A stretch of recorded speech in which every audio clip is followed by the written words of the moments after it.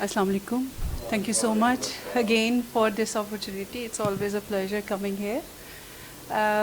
Microbiome, आपको पता है, it's something new and something in fashion nowadays, so we are all very much interested. मेरे limited knowledge है और मैं pediatric के हवाले से इसमें बात करूँगी. थोड़ा सा अपने इंट्रोडक्शन में ही मैं ऐड कर दूँ कि मेरी स्पेशलिटी जो है वो एलर्जी एंड एस्थमा है. So next half an hour or so में हम बात करेंगे what is microbiome, introduction क्या है, what actually microbiome are, उनका function क्या है, उसकी development या maturation कैसे होती है, neonates में कहाँ से start हो रहा है, और अगर balance ना हो तो फिर क्या problems हो सकते हैं. मैं ज़्यादा करीब तो नहीं, echo आ रही है. So microbiome, it's fascinating कि जब हमने मेडिकल कॉलेज पढ़ा तो हम फ्लोरा पढ़ते थे, लेकिन इतनी डिटेल में शायद हमें नहीं पता था कि जितने हमारे बॉडी सेल्स हैं उतने ही हमारे अंदर माइक्रो ऑर्गेनिज़म हमारी हेल्प करने के लिए काम कर रहे हैं. और वो इतने क्या कहना चाहिए, हम उससे इतने अनअवेयर हैं कि वो हमारे लिए सारा काम करे जा रहे हैं और हमें पता नहीं चल रहा. अब हमें आके उनके बारे में थोड़ा पता चल रहा है. सो microbiome is all the organisms which are living in or on our body. It can be gut, respiratory system, skin, everywhere.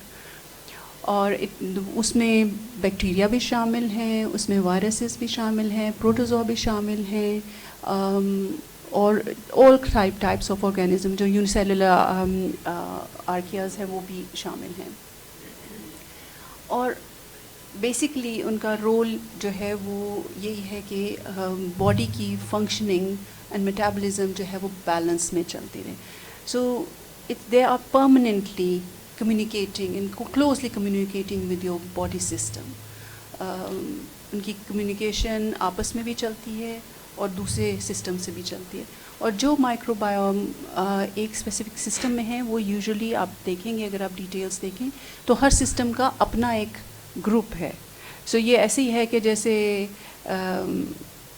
क्या हमारा वो हमारे सिस्टम का जैसा चल रहा है ना, ये डॉक्टर्स का भी मैं बात कर रही हूँ. वो कौन से यंग डॉक्टर्स हैं, यंग YDA इस्लामाबाद अलहदा है, YDA लाहौर अलहदा है, तो इसी तरह उनका फ्लोरा का भी और रेस्पिरेटरी का अलहदा है. लेकिन वो आपस में अगर उनकी बहुत लड़ाई ना हो रही हो तो वो बैलेंस में चलते रहें तो फिर सिस्टम चलता रहता है. लेकिन जहाँ पे उन्होंने आपस में लड़ाई शुरू कर दी तो वो बैलेंस सारा ख़राब हो जाता है. और उसकी वजह से, उनके आपस की कम्युनिकेशन की वजह से हमारा जो अब एविडेंस जो सामने आ रहा है वो ये कि हमारी इम्यून सिस्टम और हमारा गैस्ट्रोइंटेस्टाइनल सिस्टम और हमारा CNS फंक्शन, स्पेशली जिसमें मेंटल हेल्थ के ऊपर बहुत काफ़ी फोकस है इस वक्त, वो सारा इसके ऊपर डिपेंड करता है.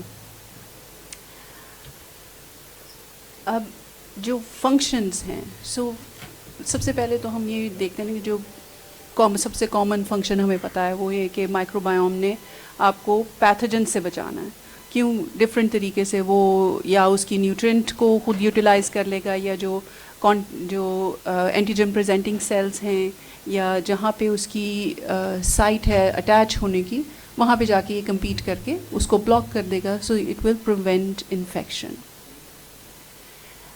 विटामिन प्रोडक्शन में हमें again it's a known factor, known function. हमें पता है विटामिन के हम हमेशा से सुनते हैं कि गट फ्लोरा ने करना होता है. विटामिन के, B12, B9, इन सब की एब्जॉर्प्शन के लिए आपका गट flora is important. And then बहुत सारे जो फूड पार्टिकल्स हैं, कंपोनेंट्स हैं, उसकी ब्रेकडाउन में भी फ्लोरा का, माइक्रोबायोम का बहुत रोल है. फॉर एग्ज़ाम्पल ब्रेस्ट फीडिंग में HMO, human milk oligosaccharides, which is जो बहुत तरह के about 200 types are there in human milk. उनका बेसिकली वो ओलिगोसैकेराइड्स हैं और उनका और माइक्रोबायोम्स का आपस में बहुत क्लोज रिलेशन है, इन द सेंस कि जब HMO, फॉर एग्ज़ाम्पल मैं HMO की एग्ज़ाम्पल ही ले लेती हूँ. अगर HMO है तो उसको वो सबस्ट्रेट है माइक्रोबायोम का, वो माइक्रोबायोम को फ्लरिश भी करता है और फिर उसकी वजह से जब HMO ब्रेक डाउन होके 2FL या दूसरे एब्जॉर्बेबल फॉर्म्स में कन्वर्ट हो जाता है, which is again helpful for maintaining immunity and everything. So it has both way effect कि हेल्प भी कर रहा है माइक्रोबायोम को फ्लरिश करने के लिए, और उसकी वजह से माइक्रोबायोम जो है उसको प्रोटेक्ट भी कर रहा है. Human milk oligosaccharides. So there are about 200 types of human milk oligosaccharides जो कि सिर्फ breast milk में available होते हैं, और उसको break down करने के लिए microbiome चाहिए है, और जब वो break down हो जाते हैं वो further microbiome को help करता है, type of microbiome which is healthy, which is beneficial. So there are different types. जब flora हम आगे थोड़ी देर में बात करेंगे कि they can be beneficial, they can be dangerous or harmful. Similarly energy homeostasis, उसमें जो microbiome है वो primary biliary acids को secondary biliary acids में convert कर रहा है.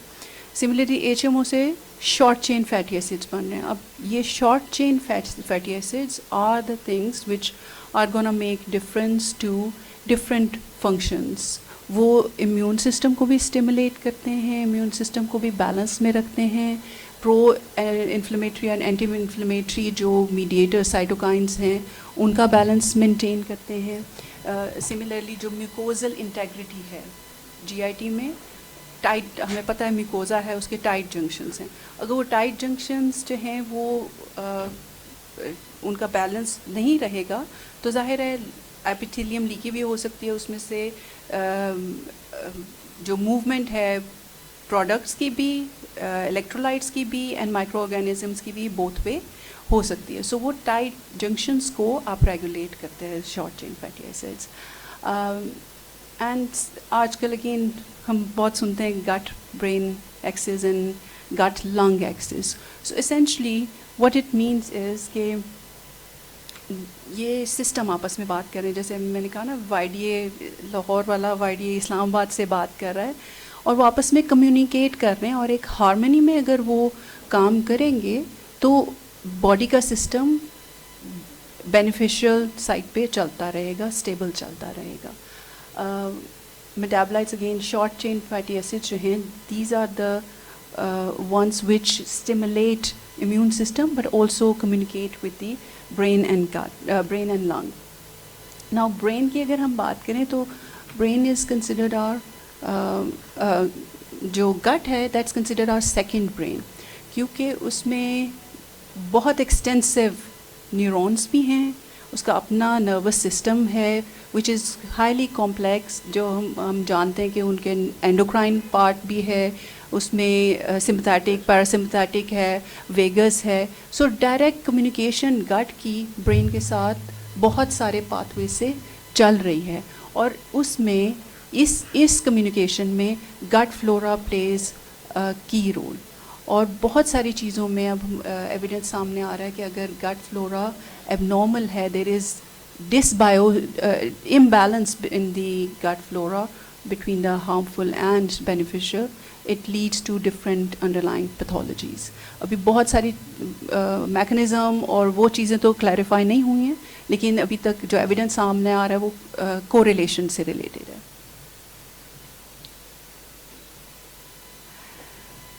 So how microbiome are established? Evidence shows कि actually it starts intrauterine life में start हो जाता है to some extent, लेकिन जो main bulk है और main wave जो आती है microbiome की वो at birth आ रही है. Normal physiological process of baby passing through the birth canal is the key factor.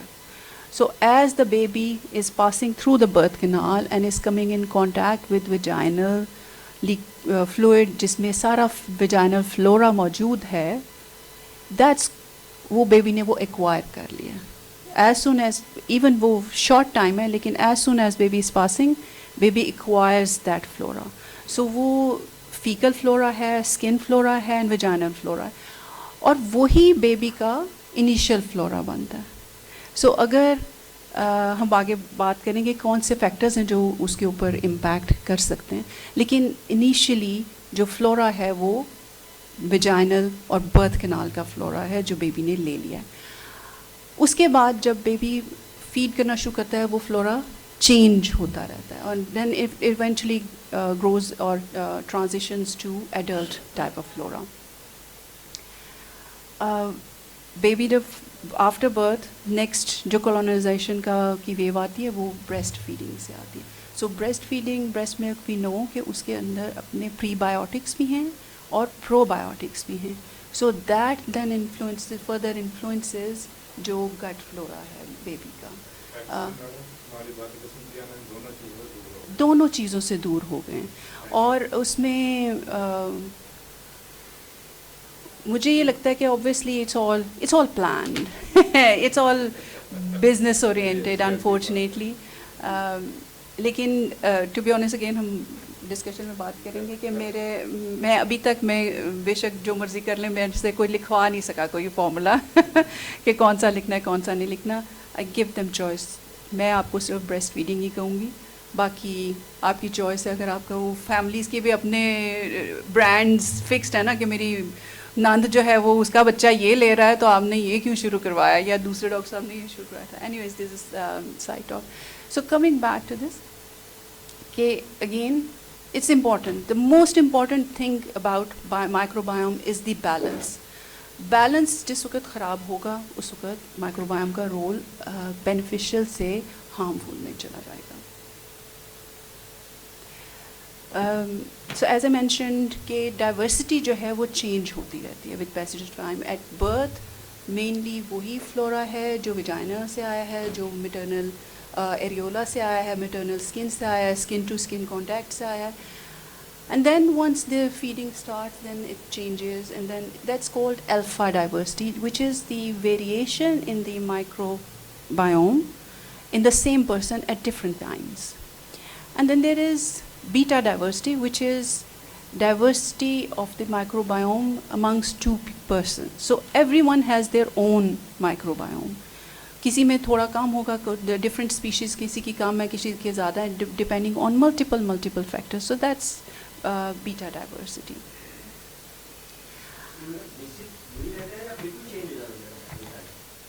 نہیں وہ ان کے پرسنٹیجز چینج ہو جاتی ہیں، کچھ چینج بھی ہو جاتا ہے، لیکن میجر فلورا جو ہے وہ ڈفرینٹ سسٹم میں کائنڈ آف سملر رہتا ہے. فار ایگزامپل برتھ کے اوپر ہمیں زیادہ بفیڈو بیکٹیریم جو ہے وہ چاہیے ہے انیشیل منتھس میں.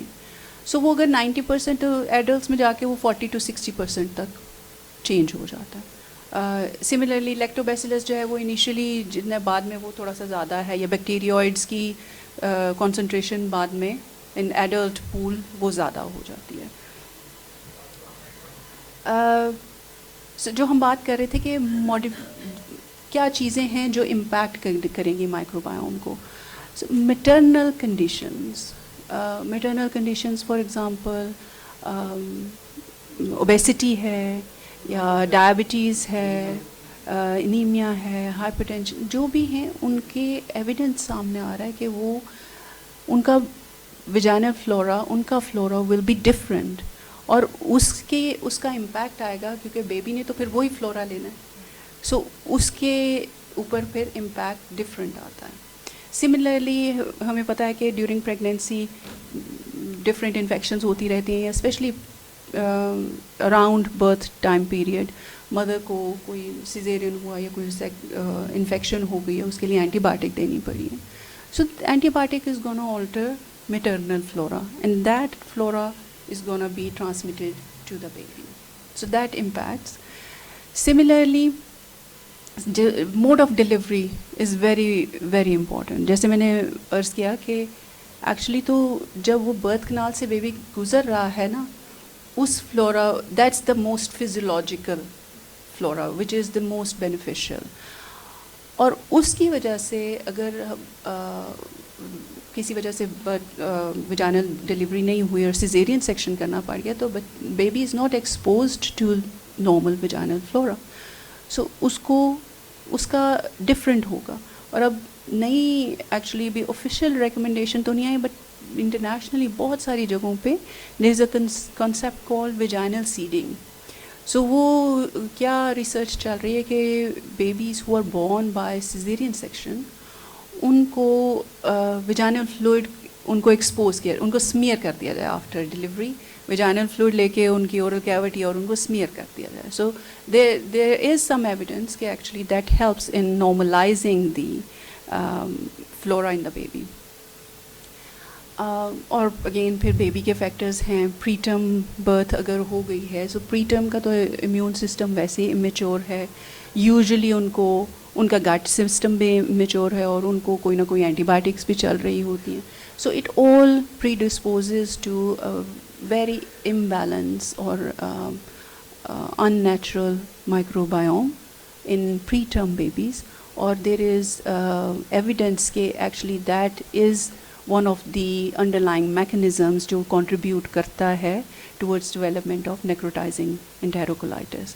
سو one of the official recommendations of probiotics, جو ابھی آئی نو کہ پرو بایوٹکس ہم بہت ساری چیزوں کے لیے یوز کریں, لیکن پری ٹرم میں ریکمینڈیڈ ہے اسپیشلی جہاں میں نیک کا خطرہ ہو کہ وہاں پہ ہم پرو بایوٹکس یوز کر سکیں.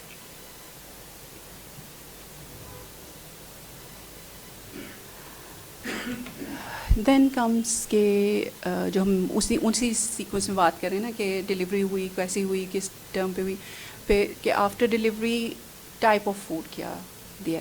سو breast feeding is the best feeding, there is nobody can change that fact. اور اس میں بیسک بات یہ ہے کہ prebiotics and probiotics both ہیں. اور اگر جن بچوں میں سیزیرین سے ڈلیوری ہوئی ہے, اگر اس میں ویجائنل سیڈنگ نہیں بھی کی گئی لیکن وہ مدر فیڈ لے رہے ہیں, بریسٹ ملک لے رہے ہیں, تو ان کا فلورا کو نارملائز کرنے میں breast feeding helps a lot.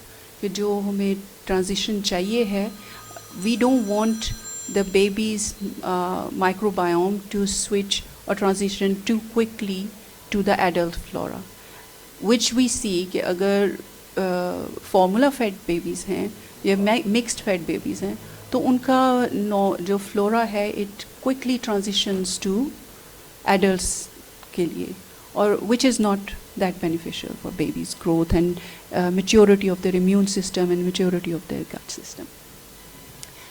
And then again when it's time for complementary feeding, the type of feeding it changes the microbiota.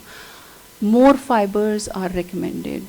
Fibers or healthy diet جو ہے وہ it promotes beneficial microbiota, which again I would say کہ basically تو دو کے بارے میں ہی ہم زیادہ بات کرتے ہیں, لیکٹوبیسیلس یا bifidobacterium. And then environmental factors, there are multiple environmental factors which are being studied. کچھ کا ایویڈنس ذرا کلیئر ہے, کچھ کا ایویڈنس زیادہ کلیئر نہیں ہے. environmental factors ہیں, then there are home factors, home environment کیسی ہے, جیوگرافکلی کہاں پہ ہیں, ایئر پولیوشن کیسی ہے, ایکسپوجر ٹو اسموک ہے, ایکسپوجر ٹو پیٹس ہے. کچھ ایویڈنس ایکچولی یہ آ رہا ہے کہ جو ایکسپوجر ٹو پیٹس ہے ان ارلی ایئرس ان میں الرجیز کم ہیں, لیکن it's yet to be proven. جو گٹ لنگ ایکسس ہے اس میں بھی بیسکلی یہی بات ہے کہ اگر وہ بیلنس نہیں ہے تو allergic condition in asthma especially اس کا زیادہ ایویڈنس ہے کہ وہ زیادہ دیکھا گیا ہے. سو lactobacillus this is one of the commensals جو ہیلپ فل مائکروبائوم ہے. Again there are many studies going on. کچھ ایویڈنس ہے کہ یہ ہیلپ کرتا ہے even in babies with colic, لیکن ایگزیکٹ کیا میکینزم ہے اور کیا وہ واقعی کوئی ایویڈنس بیس جس کو ہم کہتے ہیں کہ سگنیفیکنس ڈفرینس ہے, وہ بھی ہمارے پاس اس کی ایویڈنس نہیں آئی. لیکن جو ابھی تک اسٹڈیز ہوئی ہیں ان میں سے وٹ دے ہیو سین از کہ جن بچوں میں کولک آپ ڈائگنوز کر دیتے ہیں ان میں آپ لیکٹوبیسیلس دیتے ہیں تو ان کا جو کرائنگ ٹائم ہے وہ سگنیفیکنٹلی ریڈیوسڈ ہو گیا. That does not directly prove کہ ایکچولی اس نے کولک کو ٹریٹ کر دیا یا نہیں کر دیا, لیکن indirectly whatever is the reason, this is the evidence at this point in time. Similarly this is the thing کہ انہوں نے ٹرائل جو تھا اس میں انہوں نے یہ دیکھا کہ جو جن کو لیکٹوبیسیلس دیا تھا ان کا کرائنگ ٹائم بہتر ہو گیا. بفیڈوبیکٹیریم جیسے میں نے بولا this is the commonest one, اور انیشیل منتھس میں تو یہ about 90% of microbiome is Bifidobacterium, and I'm talking primarily about gut microbiome because gut microbiome is the biggest population of microbiome, and this is the population which actually affects the communication with the other microbiome. It is also present in environments and the intestine of other animals. And some of the RCTs have shown that Clostridium اور Enterobacteriaceae کی جو species ہے اس کو یہ reduce کرتا ہے. Those are the obviously pathogen species, تو اس کو ریڈیوس کر رہا ہے. بہت سارے مینٹل ہیلتھ کنڈیشنز جس کے جو ڈسبایوسس کے ساتھ اب ہمارے سامنے آ رہے ہیں, اس میں ایویڈنس ہے especially around anxiety, depression, autism. There is some suggestion about Alzheimer's too, but اس کا ایویڈنس ذرا کم ہے. So there is more research needed, but there is interesting facts so far that if your microbiome is in balance, then your rest of the body system continue to work fine. And in terms of children, obviously if their system is developing fine, it has long lasting impact. So اگر شروع سے ان کے immune system میں ڈس regulation start ہو جائے, anti inflammatory کی جگہ پرو inflammatory سائٹوکائن زیادہ آ رہے ہیں, سو allergic conditions and all the inflammatory conditions are going to be there more than routine. اور other conditions جو disbalance کے ساتھ associated ہیں, اس میں research is showing things about cancer, about cancer in many systems, as well as IBD or asthma, allergies. In سب کے بارے میں there is more and more evidence coming up کہ it is the imbalance or disbalance of the microbiome which contributes to the pathogenesis of these conditions. So this is all about microbiome, little bit that I knew. کوئی آپ کے سوال؟